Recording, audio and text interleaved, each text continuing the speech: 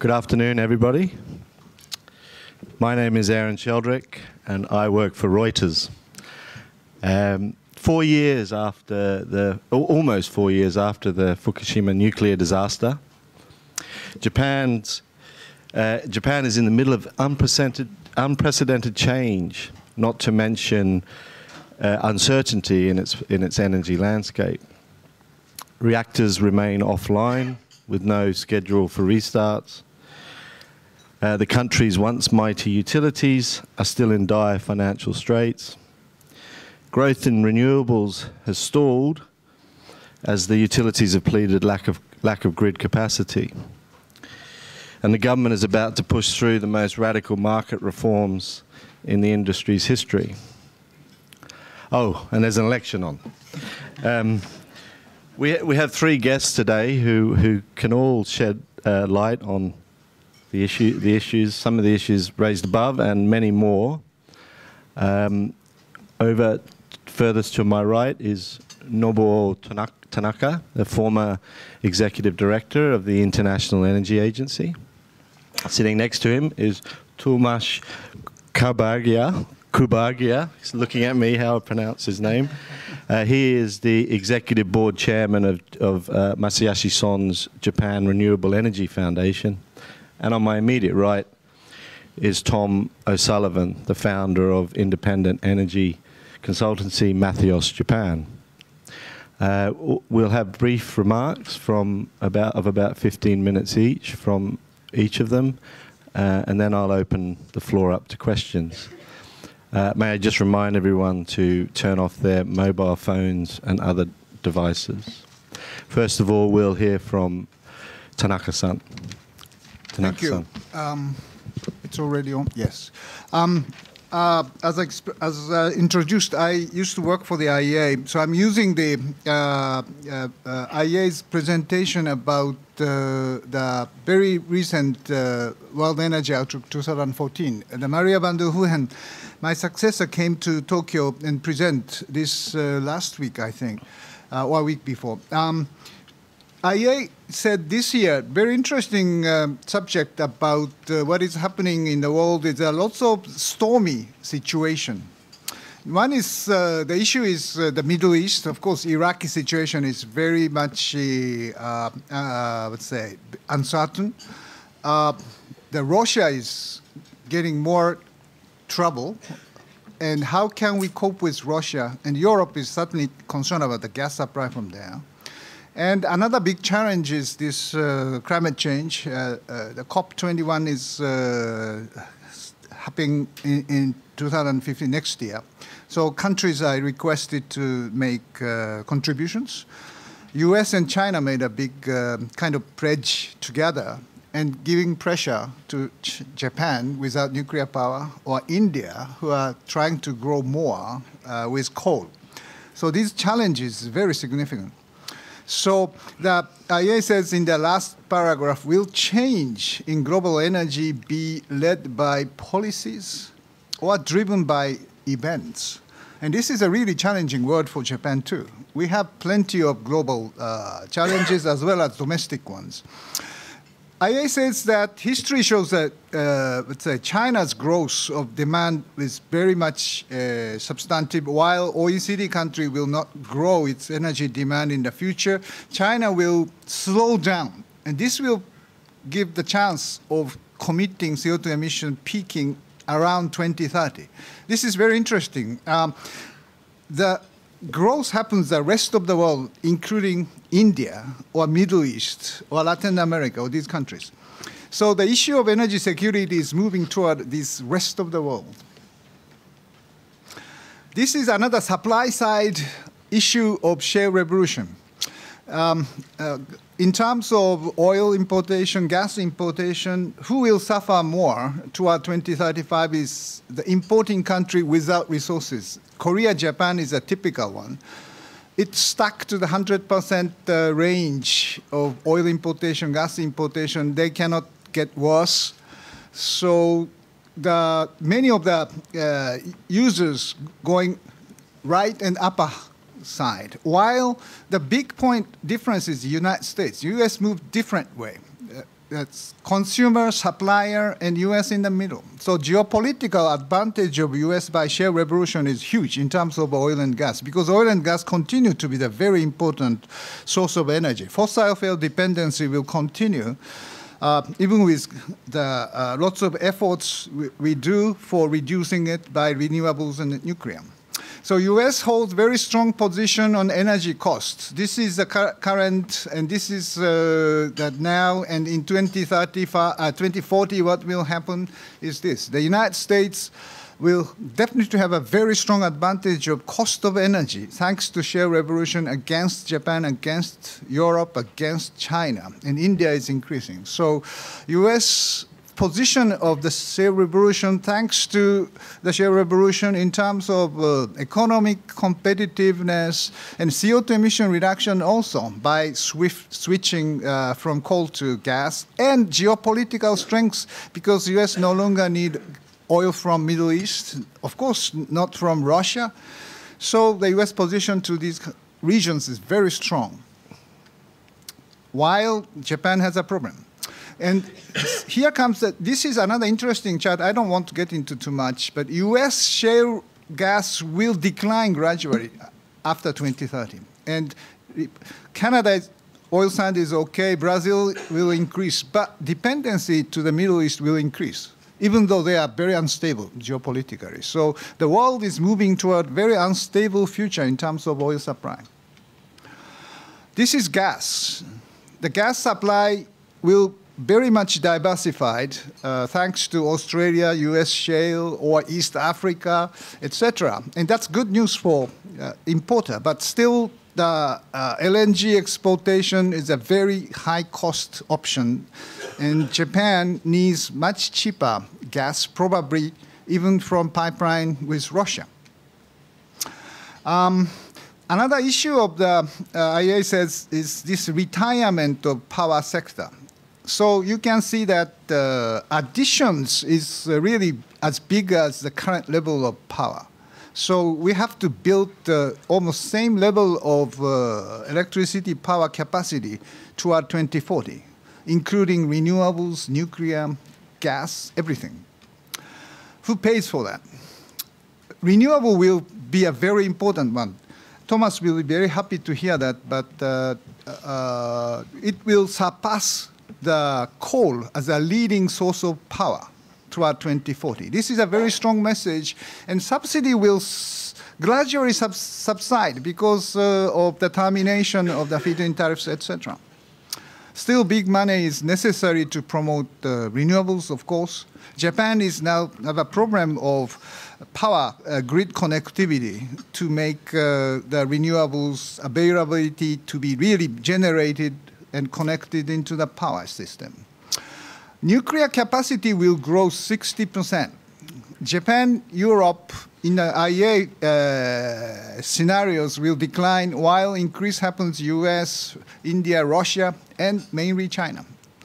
So 60% growth, and in these countries means Japan's mistake or made a huge accident in Fukushima. The lesson must be shared with those who are promoting nuclear in our neighbor. So can Japan give up nuclear to make them safer operation? I don't think so. We have to maintain the technology to make these countries operating safer nuclear. This is IEA's, let's say, scenario, likely scenario of Japanese power mix. IEA says renewable will increase to 32% in 2040, while nuclear, gas, coal is about 22%. So very well diversified future, and CO2 emission will decline if Japan can succeed to restart nuclear power. That is what IEA says. Problem is this power connectivity. Tom will talk lots about this. This 50-60 separation of frequency zone is certainly the problem for making Japan use more renewable energy and very strong energy security framework. And market reform of power is really important in this juncture. Connectivity, physical connectivity and market reform is the challenge for the Japanese power sector. Nuclear power can play a role. CO2 abatement is big. Energy security's sake, it has contributed very substantially to the country like Japan and Korea. It is obvious. I don't go too much here, but another interesting issue which IEA says about nuclear is that this decommission, the retirement happened very significantly. 38% of today's capacity must be retired by 2040. And big issue of spent fuel. Spent fuel will be doubled. So how can we reduce this spent fuel? Or how can we solve this issue is a huge challenge for Japan and any other country. And for the sake of 2 degrees Celsius goal, last chance is Paris. Carbon budget is disappearing. We need to do a lot. The cost of investment will be 4 times more than what we are doing now. Low nuclear case, if Japan cannot restart nuclear power, what will happen? Yes, lots of problem for energy security, more cost of importing gas and oil, and much more CO2 emission. That is what IEA says. 3 problems if Japan cannot restart nuclear power. Abenomics also need restarting. I think 4th arrow of Abenomics must be nuclear restarting. I hope this will happen in Sendai very soon. How can we make nuclear safer? This Pandora's Promise, maybe some of you have seen the movie, provide us a very interesting nuclear reactor, which is called Integral Fast Reactor and Pyro Processing. I mentioned that this yesterday at Prime News of BS Fuji, but this kind of technology of passive safety, proliferation, resistance, and easy waste management, this kind of technology is necessary to be tested in Japan, especially in Fukushima. I am promoting the idea of demonstrating this technology in Fukushima Daini, the 2nd power plant in Fukushima. I don't want to get into too much details of what is this processing and reactor's role in the current cycle. Another one, the final point which I won't mention is energy security cannot be achieved by one country, one single country. It must be collective security, which Europe is doing. Europe has a very different portfolio of energy, but connecting each other by grid lines and pipelines, they enhance security as well as sustainability. That is the European model of energy security, connection of the grid line. Germany can phase out nuclear because it's connected to France by nuclear power. It is trying to buy electricity from North Africa. It's not going well, but it's a visionary idea. ASEAN is doing, Son Masayoshi-san is promoting Asian supergrid. This is a superb idea of connecting Japan to Asia and to make a visionary, more collective energy security with Asia. Japan needs it. Pipeline is the same thing. Europe has pipeline system with Russia. It has a problem, so Russia is now moving to east. But I'm afraid that Ukraine sanction will push Russia toward China and make it a junior partner of China. Do we really want that to happen? Is US shooting yourself in the foot? I'm afraid. Japan can make a pipeline connection with Russia and import it much cheaper than LNG. This is a study by the IEJ with Russian Science Academy. I don't want to get in much. ASEAN is doing this connectivity, connection with pipelines. Idea of Northeast Asia, it's there. So, final point, yes, we have enough of the geopolitical difficulties and energy agenda. Nuclear power issue is still very, very difficult in Japan. CO2 emission reduction, sustainability challenge, we cannot wait. Japan cannot excuse ourselves in Paris COP21 by saying, hi, sorry, we don't have nuclear power, so we cannot reduce CO2 emission. We will not be allowed to say that anymore.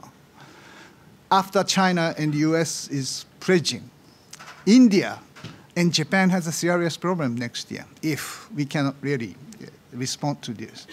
Rapid deployment of solar, wind, yes, we need market reform and connectivity issue. And finally, yes, We need a very balanced power option, and this is the very important moment that Japan can decide for the future of the energy, including the role of nuclear power. Thank you very much.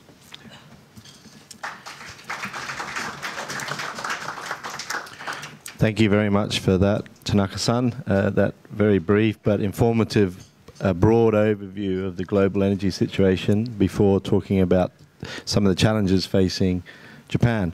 I think that segues well into Tomas's presentation, and we'll hear it from now. Thank you. Thank you. And I think is this on? I think the most important thing is to improve the economic efficiency of the Japanese electricity supply system. And there we do agree fully that the most important thing has to do with the electricity market reform. I try to summarize the important priorities here. And when I came to Japan, I believed that this issue of the 50 and 60 hertz and the division between the electric power companies was a problem of lack of infrastructure, lack of transmission lines. But I've seen several presentations and data sheets now showing that it is not mainly or primarily a matter of lack of transmission capacity. It is a lack of willingness to utilize the existing transmission capacity and to allow the different power companies to maximize their own profit at the expense of the customers and the country of Japan. I think is very difficult to live with if you understand how much resources they are wasting at present. Secondly, the monopoly of the electric power companies makes it very difficult for new entrants to access the market.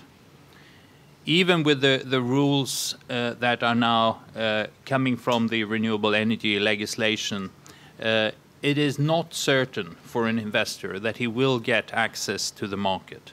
And that drives up the cost for the investors because they see a risk, and risks are costly. So it would be very desirable and good for the efficiency of the system in Japan if you had an electricity market reform where the grid was controlled by an independent, neutral party who could give different electricity producers access on equal terms, totally equal terms. And this is something that has been tried in many parts of the world with great success. The stability of the grid, everything has improved when regulation had become clear. And then here, as in other parts of the world, it is important to give consumers the opportunity to utilize electricity when it is cheap to produce and try to avoid wasting it when it's expensive to produce. So marginal cost pricing is an ideal that should be pursued here as well. And it will come with an electricity market reform.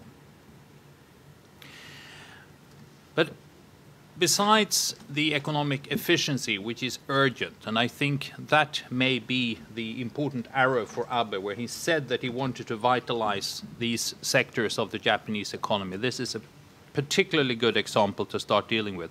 Apart from that, we also have a global development of renewables that Tanaka-san mentioned.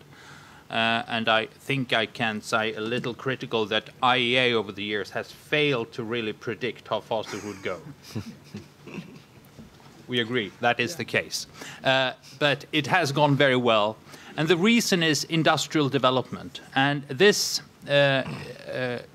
diagram, which is a little complicated, was published by the OECD and IEA in the year 2000, showing how with increased accumulated production on the horizontal axis, the cost of delivering electricity with different technologies decreased. And you could see here that the then very early technologies in very early stages of development, the solar photovoltaics and wind power, they had a more rapid learning curve. Cost decreased faster than for conventional energy. And this was a study done 15, 20 years ago. And what we have seen since then is a dramatic increase in deployment of renewables. And if you compare renewables and nuclear in absolute terms of electricity generated globally, you see this dramatic shift taking place over the last 15 years. 15 years ago, they were both around 17% of global electricity supply, a little less than 3,000 terawatt hours per year. Since then, renewables has almost doubled and nuclear has decreased. And nuclear actually started to decrease in 2006, which was long before the Fukushima accident. It's not only a matter of accident risks, it's a matter of economic competitiveness that is a problem to nuclear development. It has, over the years, been difficult to get fossil fuels for electricity generation onto the same diagram as renewables and nuclear, because fossil has been so much larger. But now, at least, if you look at the annual change, the increase year on year, you can get them on the same diagram. And more than that, you can now see that 2013 compared to 2012 was a year when renewables increased their contribution to global electricity supply more than fossil fuels. And that is certainly a milestone in the development of a more sustainable energy system. And the reason, as I indicated with the first slide on learning curves, is that costs have decreased. Germany has invested a lot of money in solar PV systems. They have had, as Japan has, very generous feed-in tariffs for those who invest in renewables. And as a result, deployment in Germany has become #1 in the world, and the costs have decreased as a result. One could say that the German households have saved the world by paying for the industrial learning that has brought down electricity from PV at cost levels that are competitive without subsidies. You now have about 1 solar household installation done in Bangladesh every minute without subsidies. That would not have happened without the German effort to build solar rooftops. And the the price paid for this electricity from solar PV in Germany has dropped, as you can see here, from about 60 euro cents to around 10, between 10 and 15. As a result of the efforts in Germany to increase the supply of renewables, the price of electricity in Germany has dropped.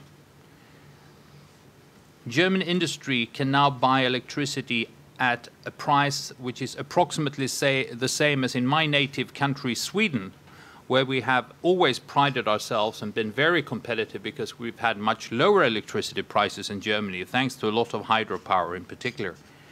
But that is no longer the case, because the German increased capacity in solar and wind has brought down the electricity price on the spot market in Germany to the same level as in the Nordic countries, sometimes even lower.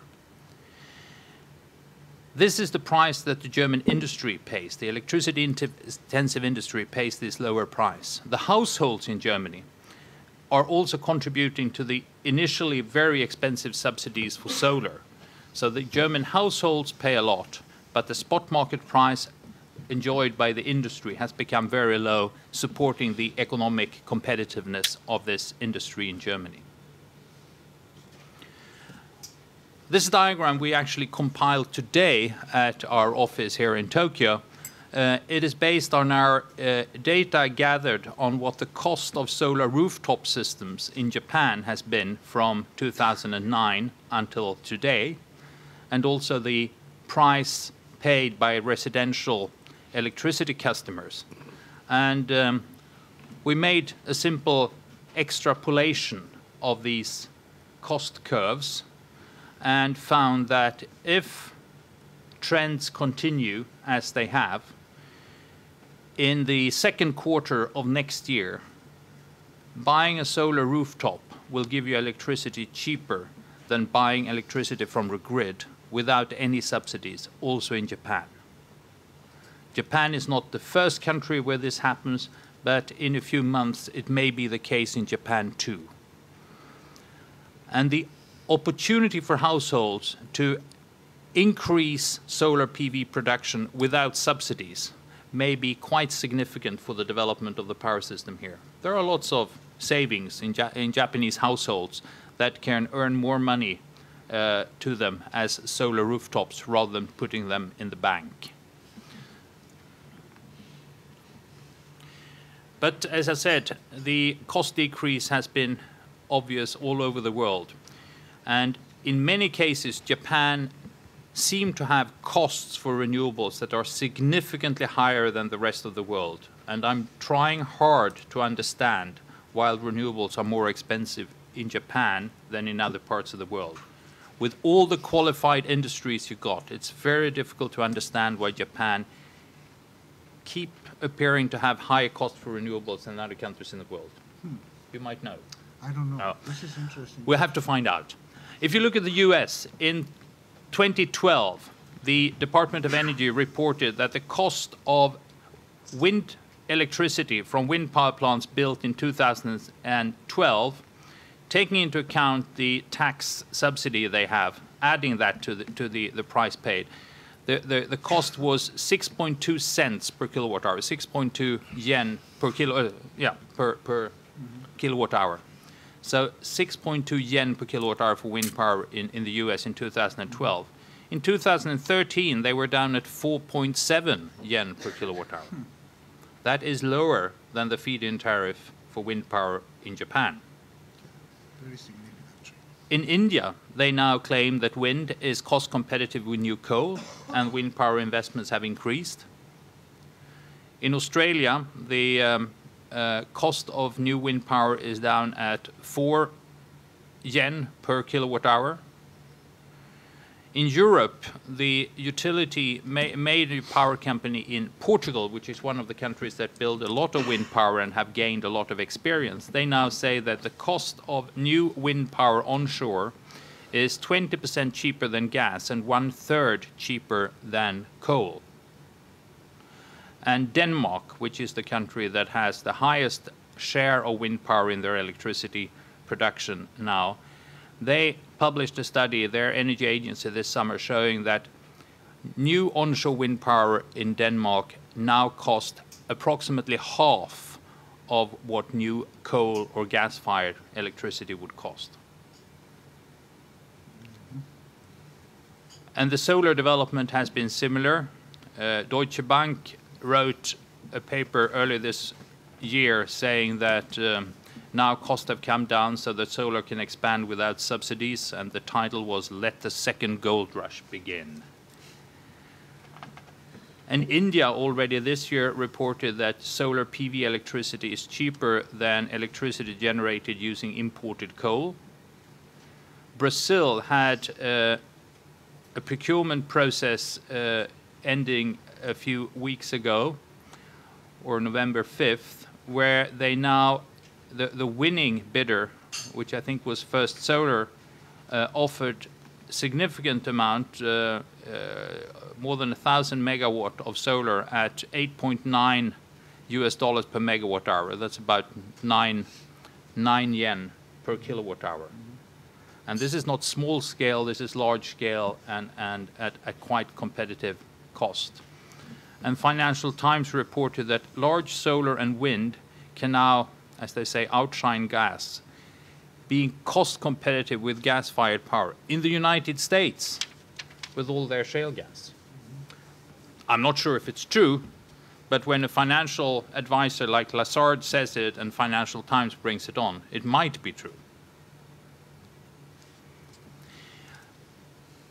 This discussion of what the grid can handle is always difficult for common citizens to intervene in, because all the knowledge about electricity grids and how they work is concentrated in the electric power companies. Some of us with an engineering training and some experience of electricity grid and management of electricity market can understand that they are saying very ridiculous things about stability of the grid, when they in fact mean the threat to the operation and competitiveness of their existing power plants. Exactly the same debate as is going on in Japan now, we saw in Europe 20 years ago before re-regulation and separation of the grid from the power plants in Europe. And that also in Europe did affect the way investments were done. This is the Danish investments or generation of electricity from wind power, where you see a perfect S-curve. They started in the 1980s.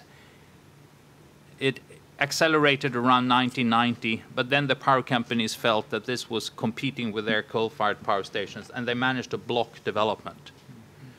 Then, in the mid-1990s, we had a separation of control of the grid and the power plants in Europe. The Nordic spot market was established in 1996, and anyone could compete on equal conditions, and you saw a dramatic growth after this perfect S-curve that seemed to be setting the final end of wind expansion. But with independent transmission system operators and an open, transparent market where the value of electricity is visible to anyone, the penetration can be much larger than the power companies owning existing coal-fired and nuclear power stations would like it to be, because they're outcompeted. But that is wonderful for the consumers who get cheaper electricity. And just to have a conflict on the nuclear issue, I think this diagram is quite important if you want to assess the opportunity of nuclear. This is Japan's nuclear generation. I showed earlier the global nuclear generation peaking in 2006. But the Japanese nuclear electricity generation reached its maximum in 1998. So any hope of successfully utilizing nuclear power again in Japan would not only have to overcome the problems after the Fukushima accident, but also successfully address the economic and technical problems that the industry discovered in Japan before the Fukushima accident. But once again, the most urgent thing is to redesign the electricity market so that you actually utilize the opportunities of reducing the cost of electricity generation by utilizing the whole of the Japanese power plant fleet and not isolate regional markets when there is already infrastructure to increase exchange. Re-regulate so that all producers get equal access to the market, and create a market where also customers, in particular industrial customers, can see the marginal cost as price and behave in a rational way for the whole system to become efficient. And then I have a solution to the overall policy problem, but I think I hide that for a while, so we can do that later. Thank you. Thank you very much, Tomas. A very interesting overview of global renewable energy trends and what the implications they might hold for Japan. We'll move on to Tom now, who will talk about the Japan's electricity industry and also touch on another crucial issue that it faces along with all the others, which is falling power consumption. Okay, thank you. Thank you, Aaron. And ladies and gentlemen, my apologies, I didn't bring any slides today. I just wanted to, as well, just follow up on some of the issues that Tanaka-san mentioned briefly. As a local energy analyst, if you look at Japan's energy security, currently 94% of its fuels are imported. So Japan does have a very serious issue in terms of energy security. Among the G7, it's the lowest, and among the OECD countries, it's second from the bottom, with the only exception being Luxembourg, which is probably not the best comparison for in terms of the size of the relative economies. So you can imagine that this is at political levels, and in terms of national security, this creates very significant issues for Japan. A lot of the gas and the oil is flowing through, some tenuous choke points like Straits of Hormuz, of course, which Tanaka-san speaks about very frequently, South China Sea, East China Sea. So these are the sea routes that Japan is using. bring its fuels into the country. Of course, there are currently discussions going on about US shale gas and Canadian gas, which are becoming obviously a lot more active, and we shouldn't forget about Australia as well. In terms of power consumption, I think it's very dramatic to see some of the decreases recently in terms of power consumption in Japan.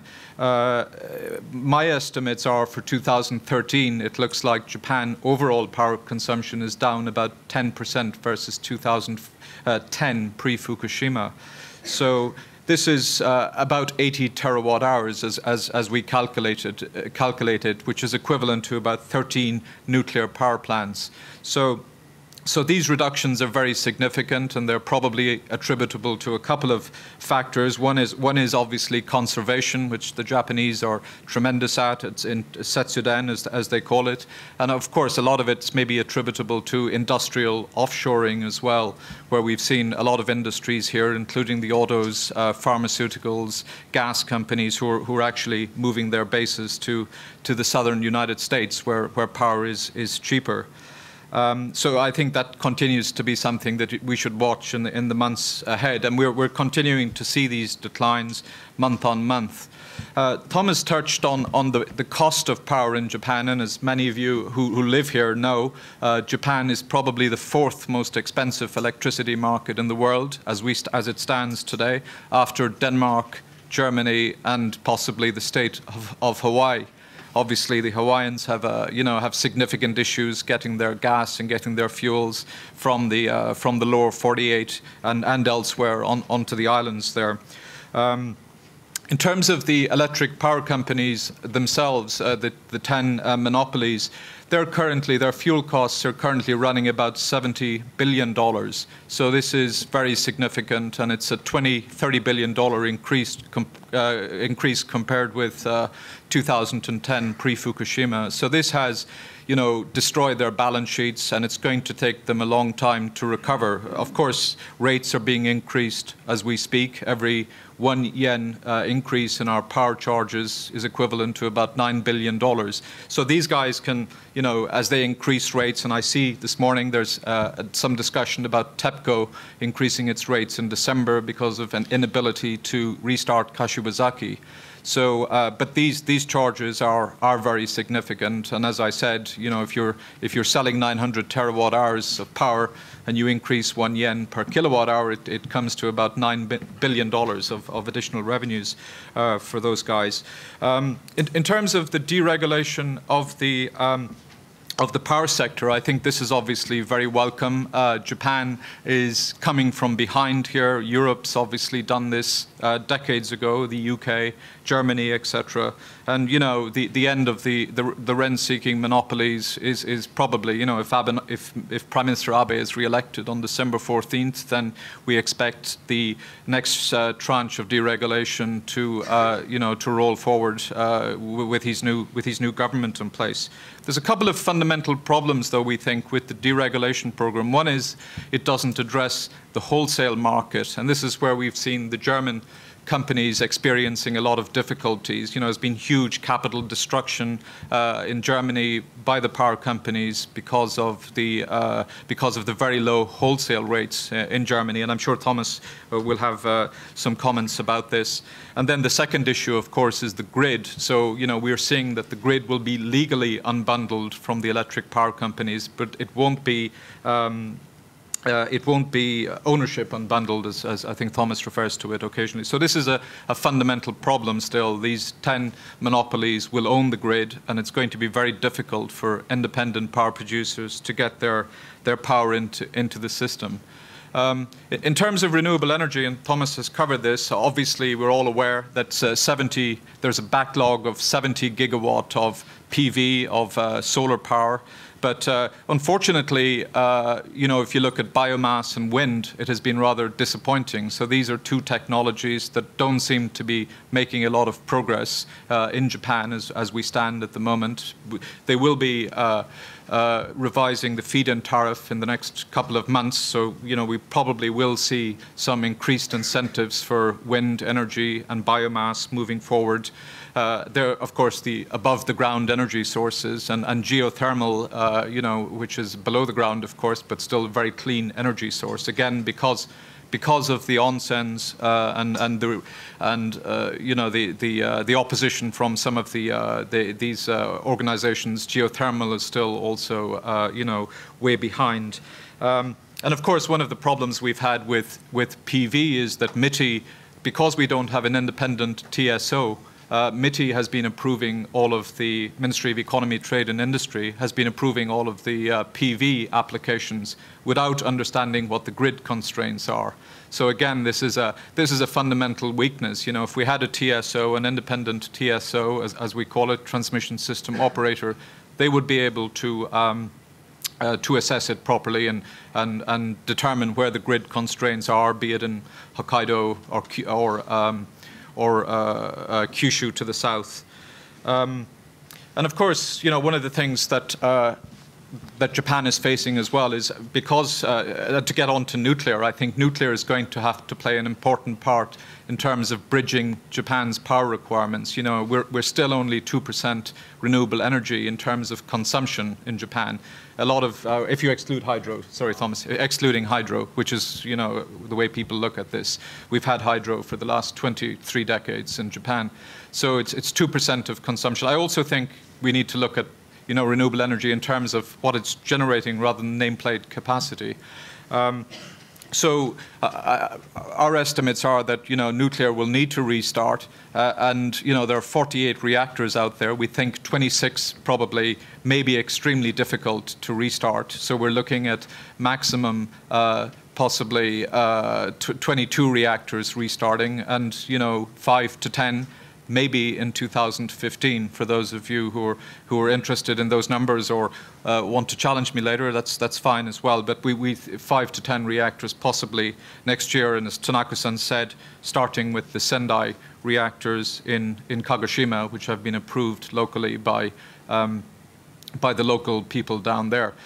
One of the things that wasn't mentioned today as well is obviously Japan is, in terms of nuclear, Japan is faced with some issues around who is approving nuclear. They're allowing the local municipality where the nuclear power plant is based to have a say in whether to restart the reactors. But people outside that 5-kilometer zone are not getting a say in whether, the 50, if you go out 30 kilometers, 50 kilometers from the site of the reactors, those people are not being allowed, a vote in whether the reactors need to be restarted. So this is an issue for Japan, which will, need to be addressed going forward. I think Sendai, it was perhaps easier, but the other reactors may be much more challenging. As well, if you look at nuclear, what we're seeing is that where the restarts are happening probably will be in the west part of Japan, in the 60 hertz area.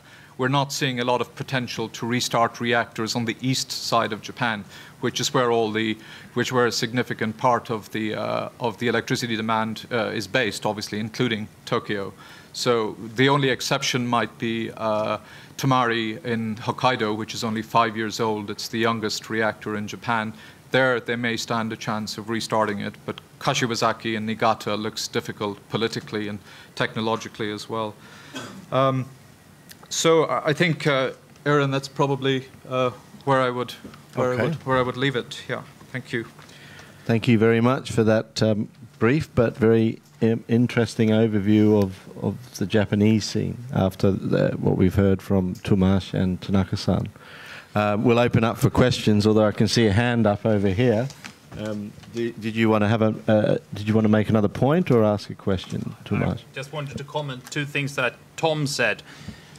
One is regarding market prices, where you said that Japan was among the most expensive markets. And now I can see if I can fix it. No. It depends what prices you're talking about, because I guess that you refer to household prices. Oh yes, of course, I'm referring to household. Including taxes. Mm-hmm. Including taxes. Which is something that may seem important for the individual household customer, but what he pays in electricity tax, he doesn't have to pay in income tax. What is more important for the competitiveness of the economy is the price that the industry pays. And if you look at the North European electricity market here, and this is directly from the web today's prices in different parts of Northern Europe, you see that Denmark here actually has the lowest price. So what the Danes do is that they tax household consumption of electricity quite a lot, as we do in Sweden. As a result, the price, or as a result of a lot of renewable electricity plus that taxation of households, the price on the spot market is quite low, and the electricity-intensive industry enjoys a low price. You see here that Denmark has less than half the price of Britain at the moment. So I think that comparison may be of limited relevance, but sometimes it is relevant. The other word that I'd like to sort of oppose is the use of deregulation.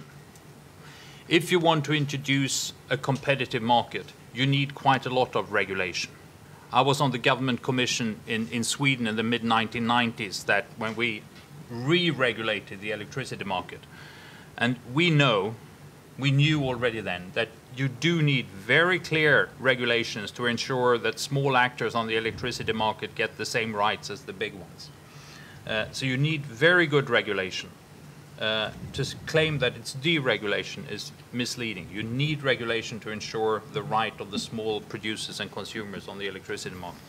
Thank you. Could I comment? Yes, please. What Tomas said? Yes, this pricing is very important. Japanese industrial electricity price is 3 times more than U.S. because of shale revolution. Yeah. So offshore hollowing out is really happening, and one of the reason or evidence is that even with very much depreciated yen, Japanese export is not really recovering, because big corporations try to neutralize the currency exchange change, and that is successfully happening. In this European case of price is very interesting. Tomas explained very well, and maybe Germany or Denmark is subsidizing in a way of industry by charging much higher price for household. So Europe, other country like UK or France is complaining about that. So this kind of level playing field, the issue of competitiveness within Europe is a very interesting, challenging question. Germany is producing a lot of wind power in the north, so they have to transmit it to the south industrial sectors, but there's not enough capacity, so their currency, they use transmission in their neighbors, just sending the electricity to Poland, Czech, and come to Bavaria, or Luxembourg, or Benelux countries. So this creates a huge jam or congestion of the electricity in their neighbors, and they are very much complaining, but not many European countries can complain or bash Germany because of its power.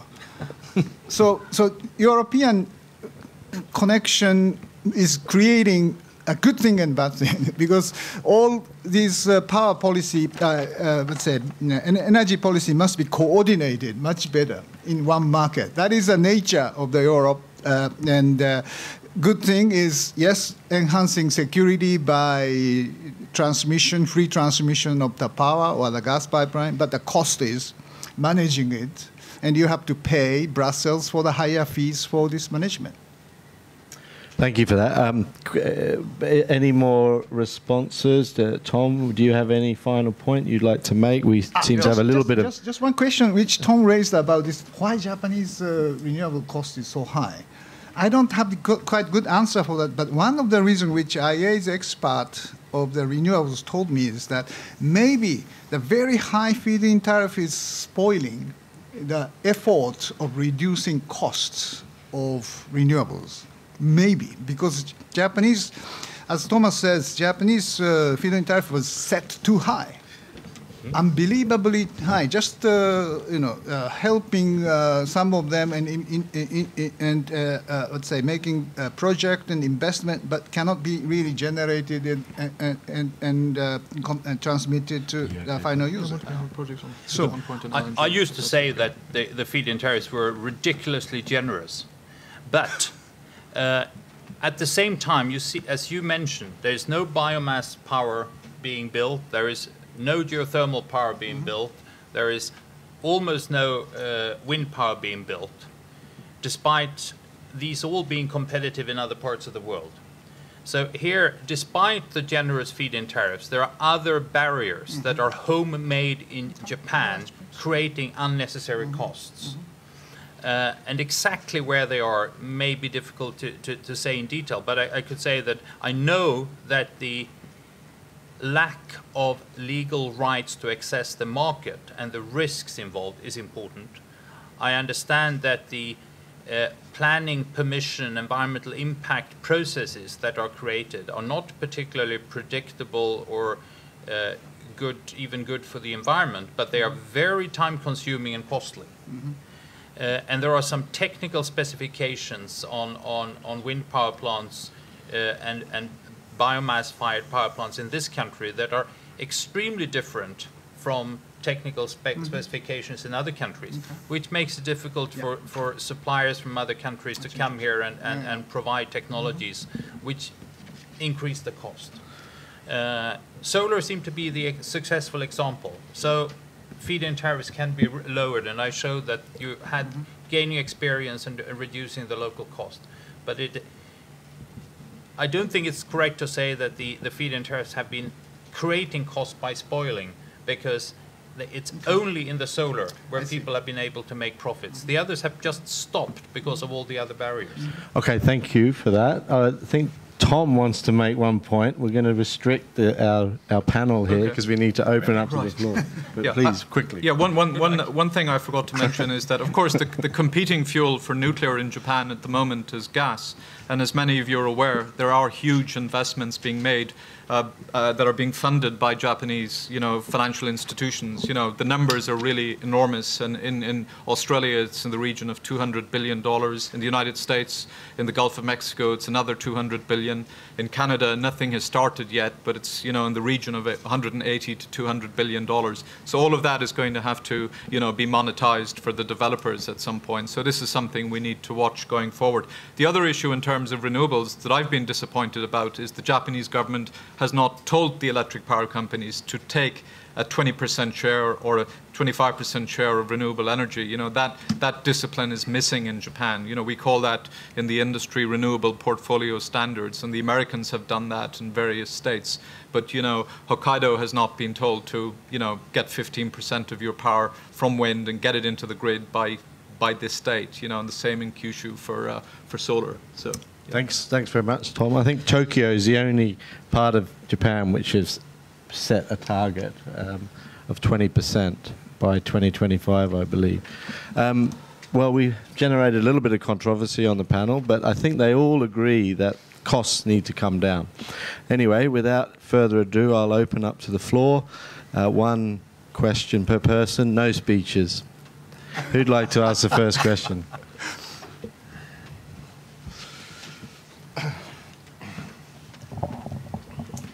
Dennis Normile of Science Magazine. A question for Thomas, I think.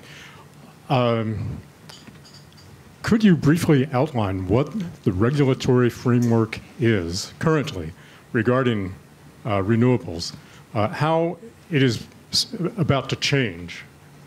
I believe there are some regulatory changes in the works, and what else needs to be done on the regulatory front?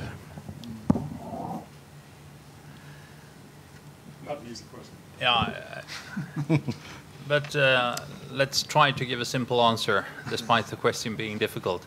The regulation that entered into force in 2012, providing feed-in tariffs guaranteed for those who provide renewable electricity, was one that was inspired by the similar legislation in Germany. But comparing the Japanese regulation and the German shows that, unlike in Germany, the investors do not have the same unconditional right to be connected to the grid, get access to the market, or be paid for the electricity they generate. So there are significantly higher risks to investors in Japan compared to in Germany. And the opportunity which is now exercised by power companies to simply refuse even discussing a new connection is a very clear example of the dramatic difference between Germany and Japan. The comparison is a little difficult because in Germany, unbundling has taken place. You have separate transmission grid operators now. They do not own any competing coal and nuclear power stations that will be outcompeted by new renewables, and therefore they have no interest in obstructing the development, and are for that reason also easier to deal with for the new investors than the situation is for investors in Japan. The electricity market reform that is planned here, I see as very complicated, and by doing it over a period of many years, you will have intermediate stages which will encourage behavior that is not the long-term rational behavior. I can't say that I've understood all the potentially absurd consequences of actors dealing with the intermediate steps in the re-regulation process, but I recognize some that we were considering in the Nordic countries in the mid-1990s when we made the re-regulation reform there, where our conclusion very quickly was that we have to do everything at once, because small steps will result in costly behavior, which is not the long-term rational behavior. So we had a complete re-regulation, introducing competition, separating the grid ownership and transmission grid ownership from the power plants and so on, overnight on New Year's Eve 1995. It was a dramatic shift, but people were prepared enough to manage it. We had no power cuts, reliability has increased, but for the individual consumer on New Year's Eve's, on the evening of New Year's Eve, you were obliged by law to buy electricity from the company that owned the grid where you took your power. And after midnight, you were forbidden to buy the electricity from the company that owned the grid where you were located. So it was a dramatic shift at midnight, but it worked.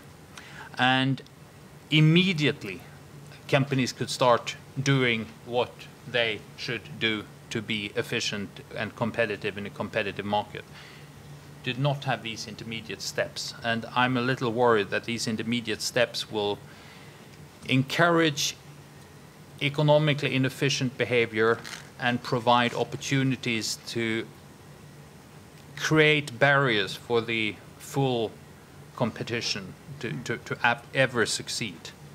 So I'm a little worried by the reform plan. I don't think it's very efficient. And you seem to agree. Thank you very much. Yeah, it's very, very interesting explanation about Thomas. Yes, in the IEA time, we learned a lot about Nordic system of the nodal pool and this electric power reform, and that's a model of the reform of power market. So what he's explaining could be true. The Japanese reform of power sector, this unbundling, will it really function and can come the result? It depends on many things, but one of the big elements is how the government will deal with this TEPCO issue.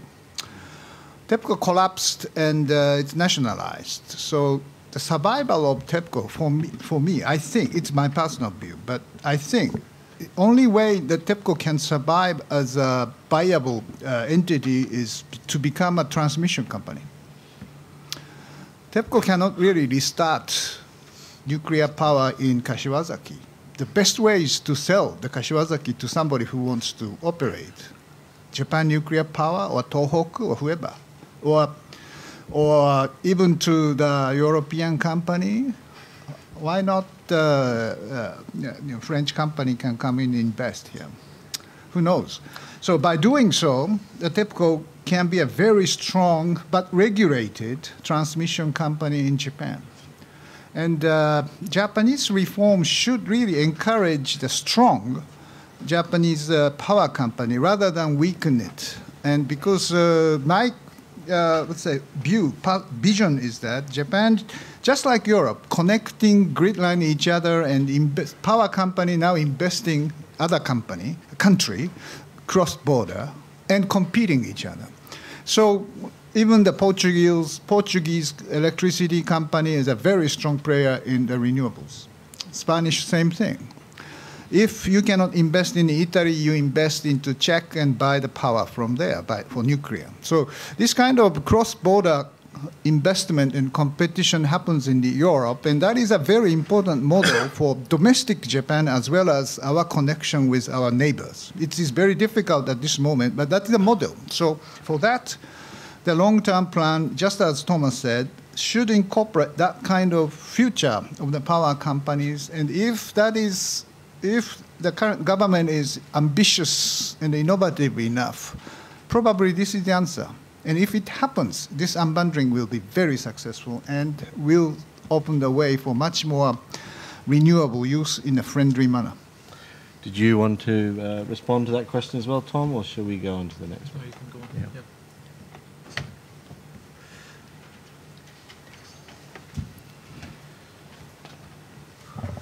I'm Jonathan Sobel from the New York Times. You've touched on the grid limitations issue in general terms, and Thomas, you specifically mentioned the recent decision by some power companies to put off accepting new electricity from solar providers. I wonder if we could address that issue more specifically and head on. I mean, the so-called Kyushu shock, because Kyushu Electric was one of the first and most adamant that it was getting too much solar power and couldn't accept any more. Is that decision, A, legitimate? I mean, I know legally they have the right, but is their reasoning legitimate? And if not, what's the real reasoning?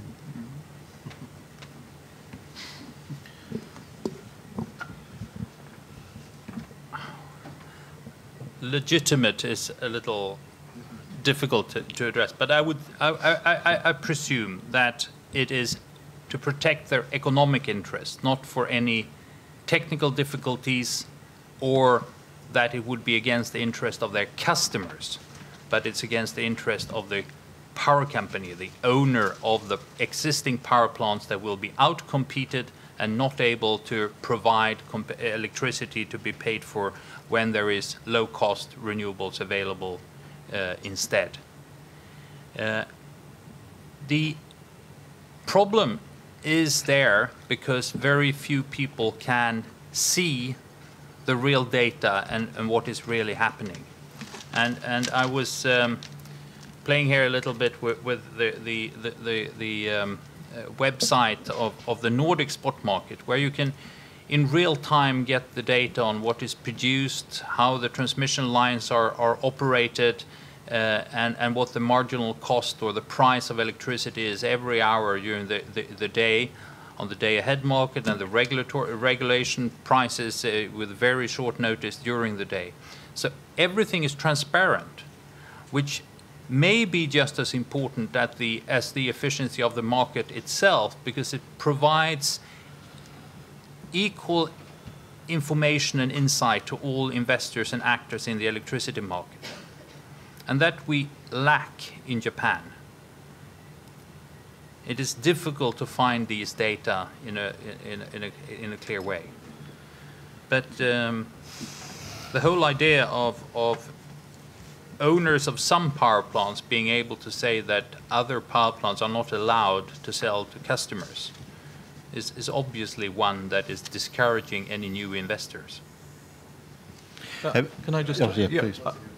I mean, in terms of the numbers, I think, there was some legitimacy there because, peak load, peak demand in Kyushu is about 13 gigawatt, if I'm not mistaken, but the total solar applications amounted to 18 gigawatt. So, there was a pretty large discrepancy there as I understand it.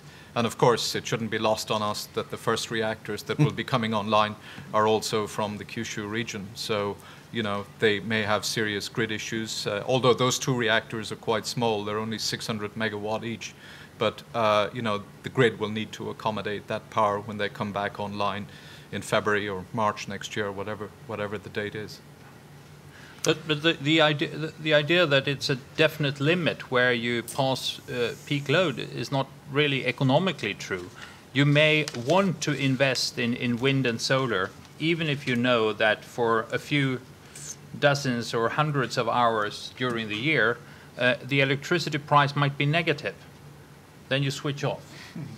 It does happen. Denmark has negative electricity prices several times every year, many hours. People still build wind power plants because they are paid when the electricity price is not negative.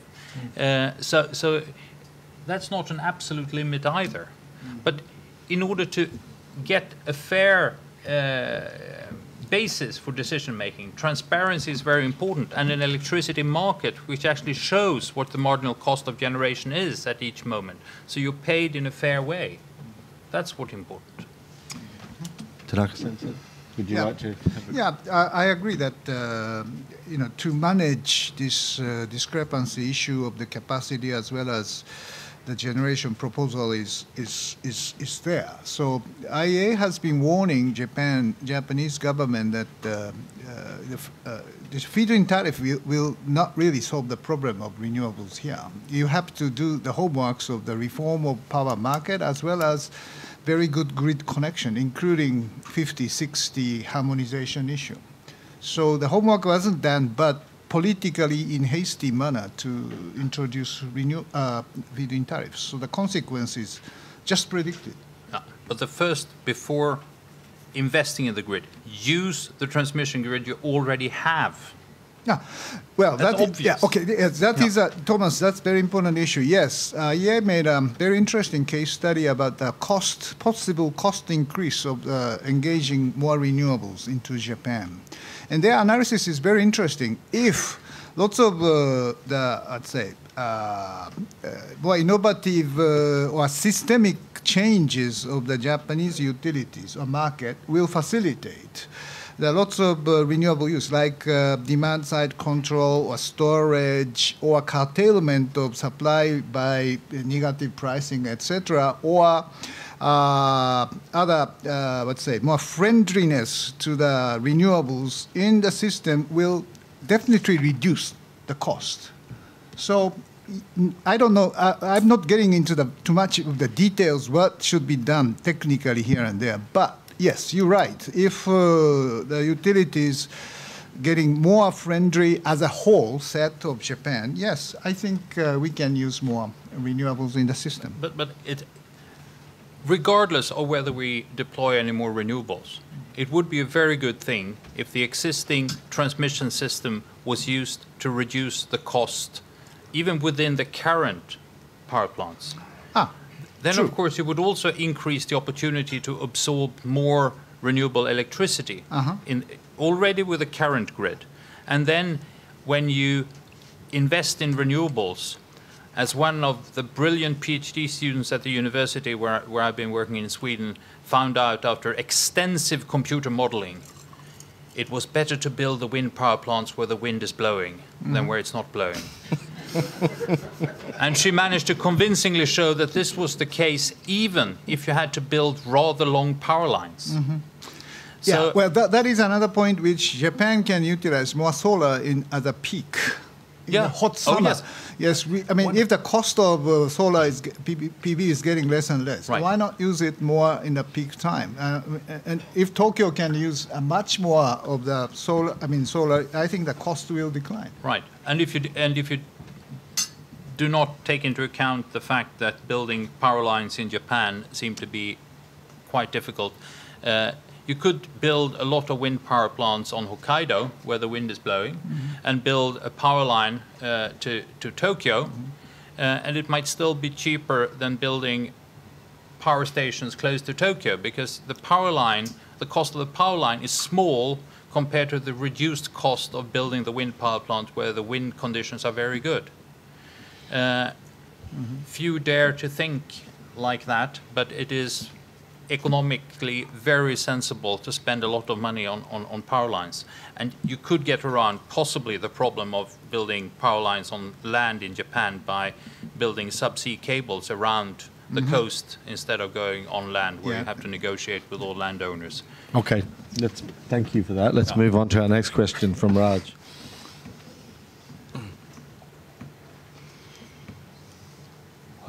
This is Raj from ABB. I just represent the industry here. I mean, it was very interesting debate, a self sort of triggered without our interference here, so which is very good to hear.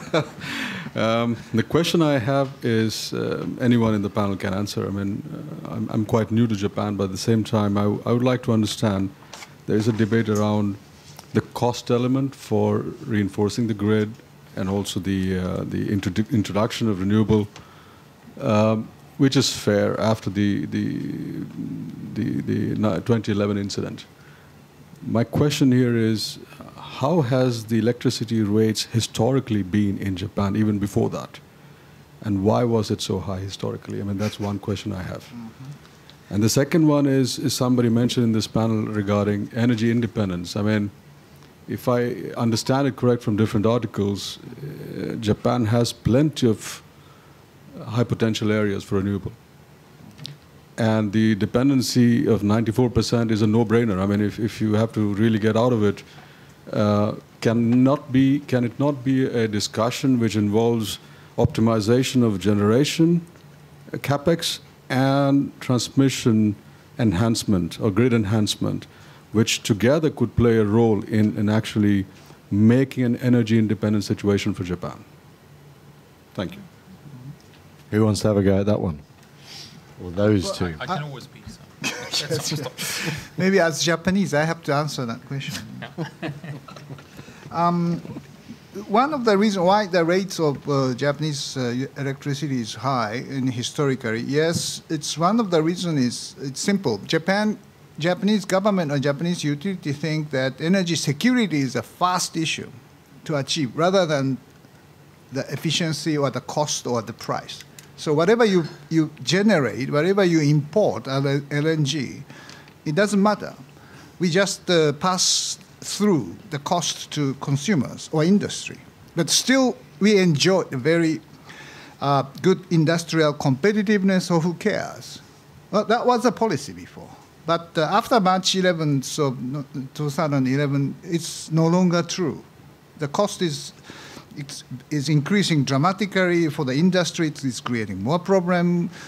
So now we face the serious pressure of reducing cost by checking the balance sheets of the utilities and their spendings and procurement cost of gas and coal. So trading houses are under the pressure of METI, just like top runner or front runner approach of the efficiency measures. Now companies must, let's say, try their best to reduce the procurement cost if somebody else does better.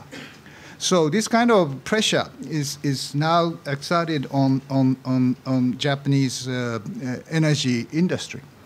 So situation has dramatically changed. I think it's even revolutionary after March 11th, so 2011, that we are much more conscious about the price and its the cost pass through to the industry. I think we could, I think as Tomas says, probably if there is a will, we can increase the renewable energy, but utilities, because of its regional monopoly situation, and no utilities do not want any competition with their neighbors or as well as gas companies or renewables or independent power player or whatever. So if there is a very kind of strong commitment of making this as a national target and make it happen, then I think Japan can certainly increase the renewable energy in the future. We learned a lesson of mistake of feed-in tariff setting, so the design of the renewable promotion should be reviewed and revised in the future, in very near future. Maybe Brazilian model could be one. This is different way of setting the prices. Rather than setting the price, they set certain capacity increase necessary, so make it auction. So the cheapest and cheaper ones will be taken, so the price is getting 9 yen per kilowatt hour, relative to 30 yen in the solar photovoltaic. So maybe not price setting by the government and the volume was decided by the market, but we have to move to government should decide the volume while the market decide the price. This kind of change of support measures in the renewables could be necessary. Feed-in tariff played a very important role at the initial stage, but when the cost coming down, as Tomas says, maybe we may need new format like Brazil in auctioning. But by doing so, maybe Japanese producer or manufacturing capacity of solar will disappear and be replaced by Chinese solar cells. Do we appreciate that, or we try to stop it? It's another concern of the industrial policy. So that's another issue which we have to deal with. Anyone else? Yes.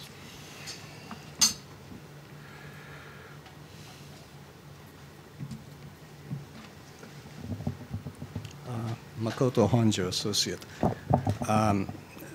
Mr. Tanaka just said about Chinese PVs.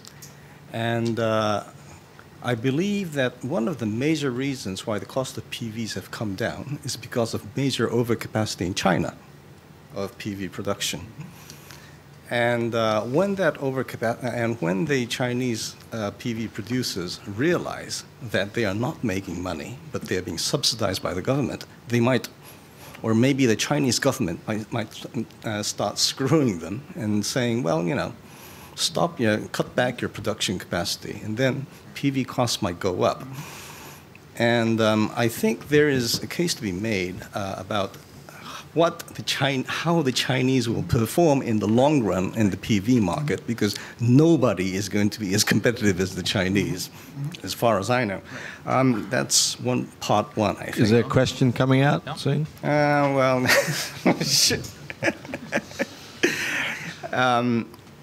the other thing I think is that Japan is not as sunny as Spain or India. And I personally believe, of course, it's much more sunnier than Sweden and Denmark. Or Germany. Or Germany, yes, for that matter. But, you know, would PV ever be as competitive in Japan, or solar be as competitive as it is in India, for instance, or in Japan? And probably, I have a feeling that it's probably not going to be. And maybe uses of other technology like tidal wave generation or ocean current generation would be a much more rational sort of solution to the renewable power generation thing in Japan. And if any one of you would like to comment on that, I'd appreciate it. I can start. Regarding the solar PV industry, it is correct that there was an episode a couple of years ago when many solar PV manufacturers went bankrupt because there was overcapacity, and also the technical development was so fast that production facilities that were built 2 years ago were no longer competitive with the modern facilities. And the Chinese seem to be better at surviving than some others, and there was a bit of a debate on government subsidies in China. Since then, the Chinese themselves have started to install solar PVs, not only produce them. So last year, China was the only country that installed more solar PV than Japan did, which had not been the case before.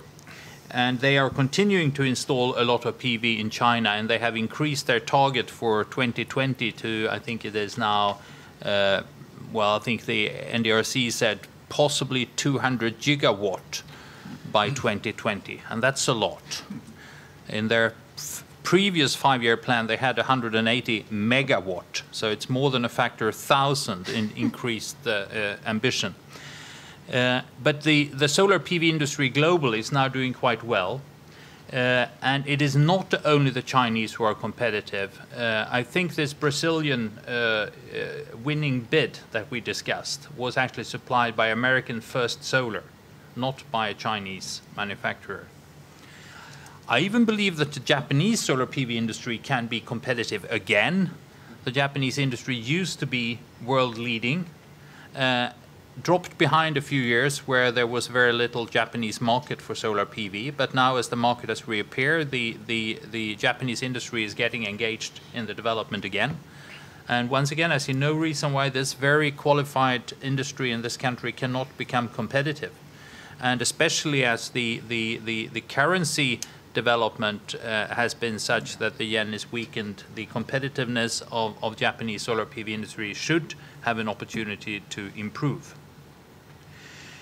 Regarding Japan's potential, solar PV is feasible, competitive, even in Germany or Denmark or even Sweden, maybe not northern Sweden in the winter, but it will be competitive here as well. But I agree that Japan should succeed in developing more types of renewables than solar only. Solar is excellent here because it provides peak power when it's hot and the air conditioning is operating at its maximum, but you need other sources of electricity as well.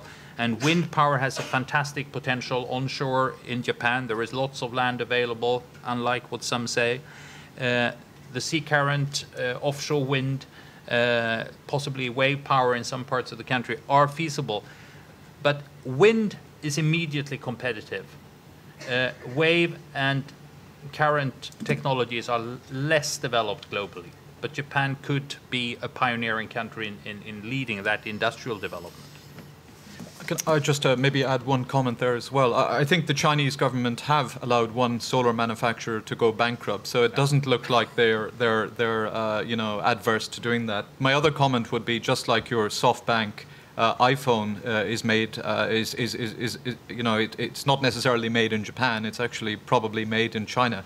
Many of the Japanese solar panels that may have Kyocera on them are actually being manufactured in China. So this is a question we should also put to the Japanese manufacturers. Yeah, one way around that might be to have a local content requirement. I mean, many countries do that. So, you know, if you're going to build out a solar industry in Japan, you can insist, or the government can insist, if they want to be eligible for FITs, which are coming from the, you know, ratepayers in Japan, perhaps we should insist that the manufacturing is done here, you know, and not done in the United States, or not done in China, or done in Malaysia. So that would be one way around it. You're advocating protectionism, are you? Yes, why not? Why not? Tanaka-san, would you like to have a go at that one as well? No. I'm not protectionist, but... No, not the...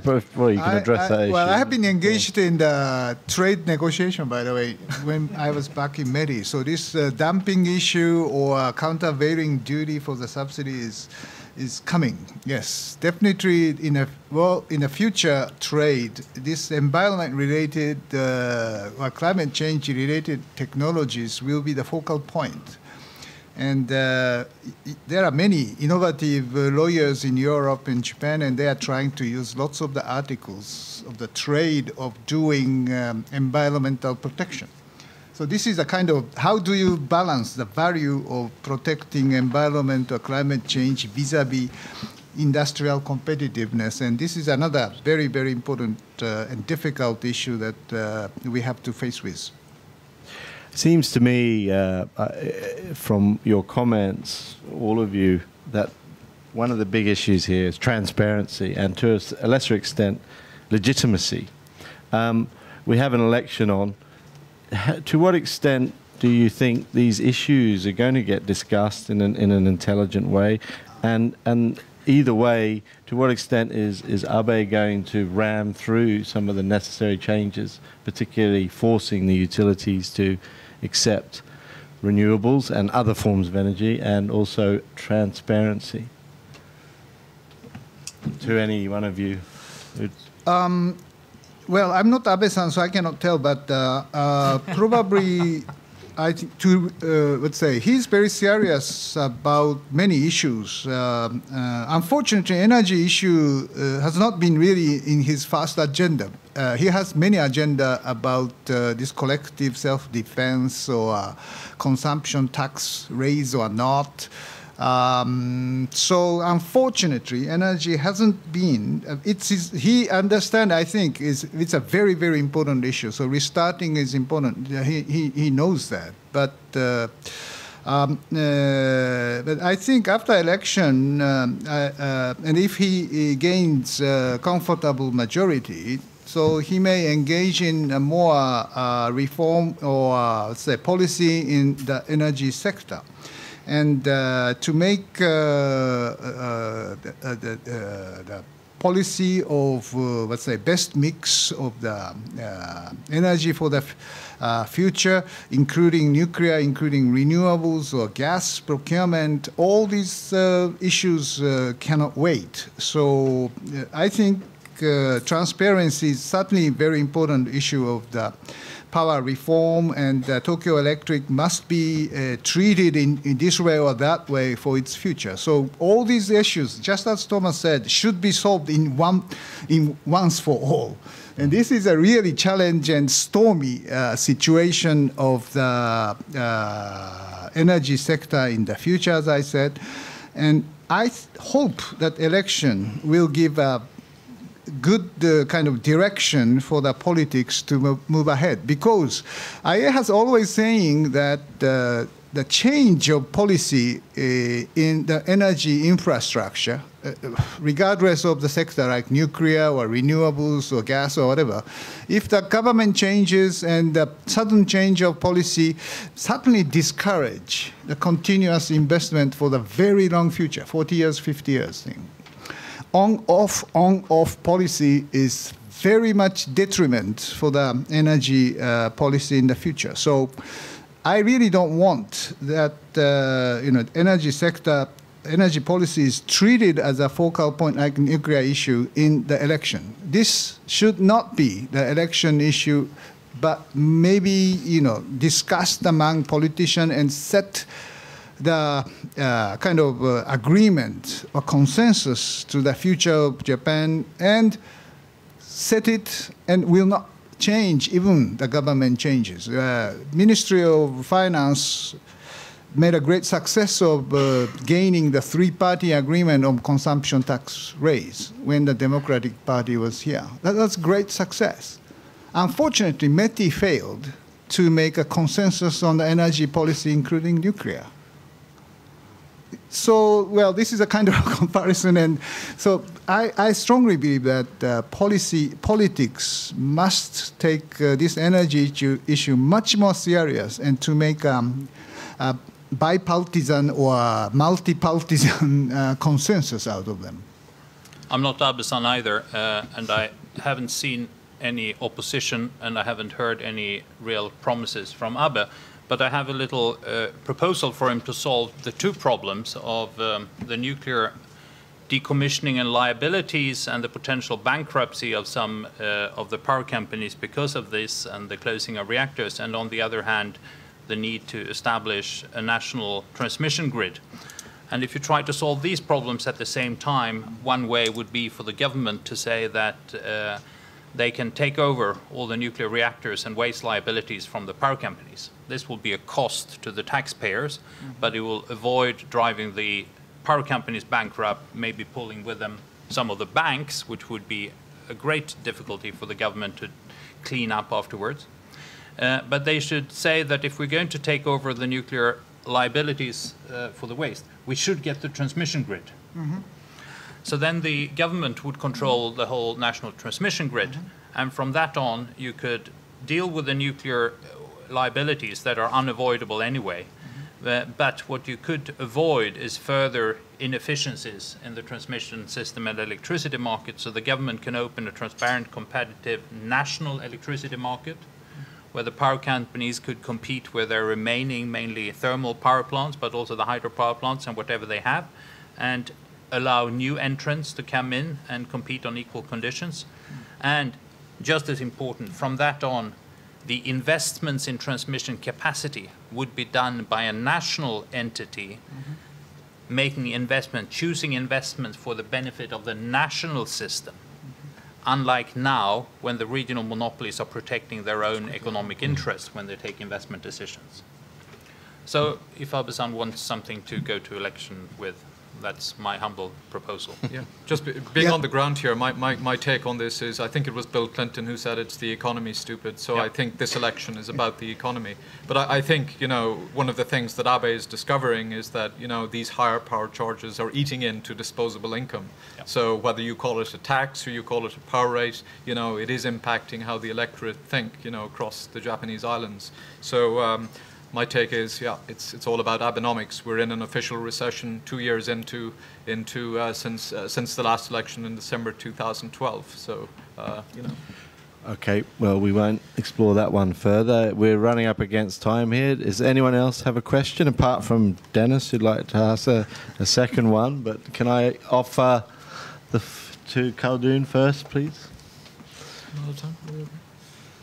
Do you have time? A bit more time? Tanaka-san?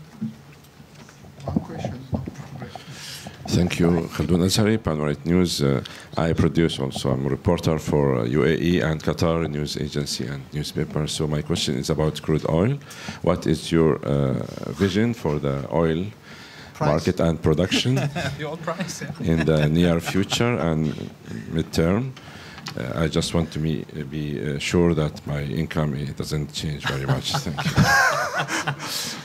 Well, your income is high enough to tolerate for another several more years. I strongly believe that.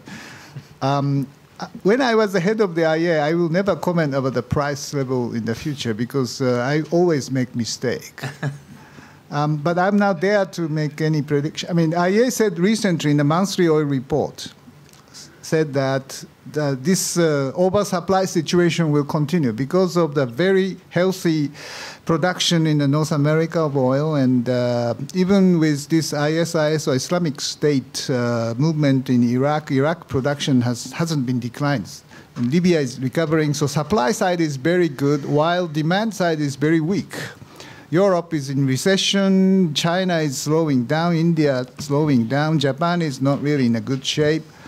And only the United States is healthy. So demand-supply gap will be persisting. And even IEA said in this report that maybe we are in the new chapter of the oil market history.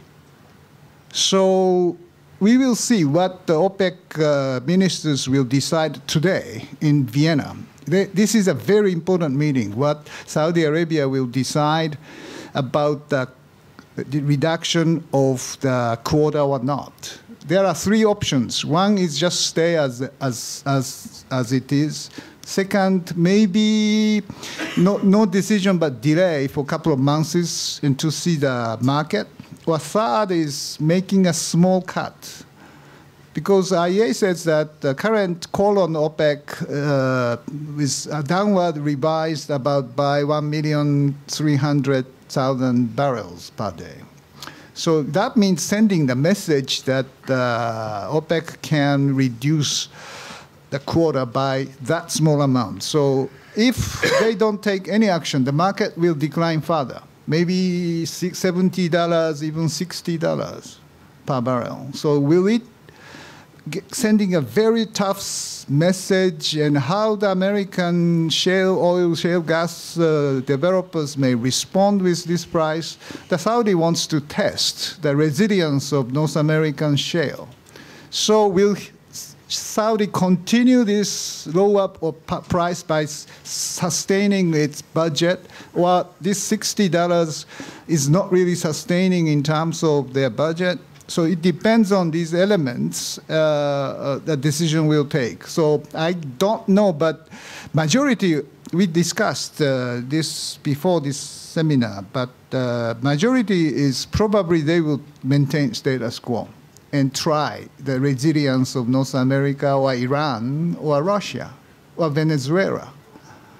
So difficult to say, but I still think there is a chance of small cut because if Saudi leaves this status quo, the price of oil will definitely go down and very quickly. So will they accept this kind of risk? Difficult to say, but I think there is some chance of their deciding small cuts. Okay, having spent most of the afternoon talking about renewable energy and nuclear power, we've gone into overtime to discuss that original hydrocarbon oil.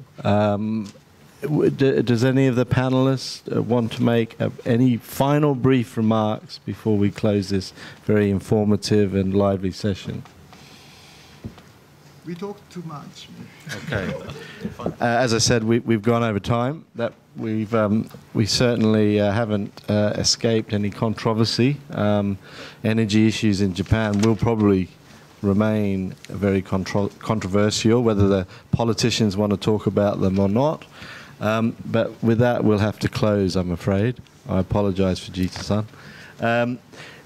There's one thing left for me to do, and that is to give our panelists honorary membership of the club for a year, which I'll hand to you individually in one moment. And hopefully you will all come back, and hopefully together we can discuss these issues again in a few months or a year's time. Yeah. But then, as you did what you did before and try to emphasize the controversies, I think what is important is what we actually agree on. Yes. In the need for a reform of the electricity market. Yeah. I leave the last word to I cannot Tomas. agree more. I cannot agree more on that. Can we have an agreement? Absolutely. Yeah. Yes. Okay. Thank you. Please show your appreciation to our panelists.